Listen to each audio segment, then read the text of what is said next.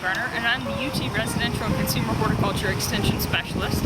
I'm here in the UT Gardens in the second week of May, and I'm thinking about vegetables. So I want to tell you just a little bit about some of the trials that you'll see here. If you've been to visit the gardens before, you know that there are a beautiful array of ornamental shrubs and flowers, and we do a lot of trials to help you know what will bloom well and perform well in your garden. What you may not know is that we also do edible trials, and this is the second year that we've done the All-American Selections edible trials.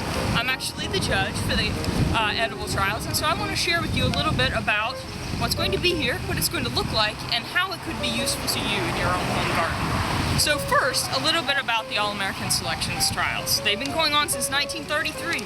Some of our most familiar home garden vegetables, from straight-eight cucumbers to snow-crowned cauliflower to celebrity tomatoes, are all All-American Selection winners.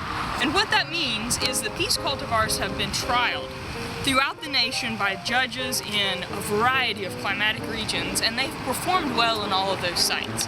And the goal for all of this trialing is to deliver to the homeowner things that can have a very good chance of performing well in your own home garden. So you may wonder, how do we really carry out these trials? All of our All-American Selections trials are cultivars that have never before been on the market. And we're sent seed, which we raise our own transplants right here in the gardens, so that we can grow both the trial cultivars and the comparisons that go with them. So you can see this year there will be some basil. We also have some peppers, and these are planted out and evaluated throughout the course of the entire season. Taste, quality, texture, how long do the crops hold up after they're mature in the garden? What about insects and disease? How well do they resist those? And of course, the all-important yield. So what are these trials really going to look like when you come to the gardens to see them? Well, what you'll find are groups of three. So we have our trial cultivar that's never been released on the market, and on either side of that trial cultivar, you will see comparisons that are well accepted and established in the market that we can compare our new variety against to see if there are truly important improvements for you in your own home garden. All of these will be labeled, and you'll be able to see both the cultivars that you're familiar with and ones that are just labeled test, which we don't know yet how they're going to perform.